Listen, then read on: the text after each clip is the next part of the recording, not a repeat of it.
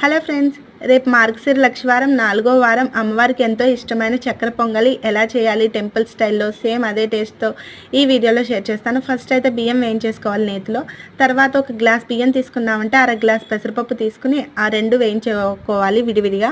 బేసన్లో చల్లారి పెట్టుకోవాలి. ఈలోపు ఎసరు పోసుకోవాలి. ఒక గ్లాస్ బియ్యం అర గ్లాస్ పెసరపప్పు కాబట్టి గ్లాసున్నర అయింది. 3 గ్లాసులు కొలత నీళ్లు పోసుకుని కుక్కర్ పెట్టేసుకోవాలి. తర్వాత పక్కన బాండీ పెట్టుకుని కొబ్బరికాయ ముక్కలు చిన్న చిన్నగా తరుక్కుని డ్రై ఫ్రూట్స్ అన్నీ వేయించేసుకోవాలి. జీడిపప్పు, కిస్మిస్ అవన్నీ. గ్లాసున్నరకి 2.5 గ్లాసుల కొలతను తీసుకోవాలి. కుక్కర్ విజిల్ రాగానే పంచదార, నెయ్యి ఎక్కువగా వేసేసుకోవాలి. వేసుకున్న తర్వాత అడుగున పైన కలిపిన తర్వాత పంచదార వేయగానే పాకంలా వస్తుంది. అది దగ్గరికి పడేంత వరకు స్టవ్ మీద ఉంచేసుకోవాలి.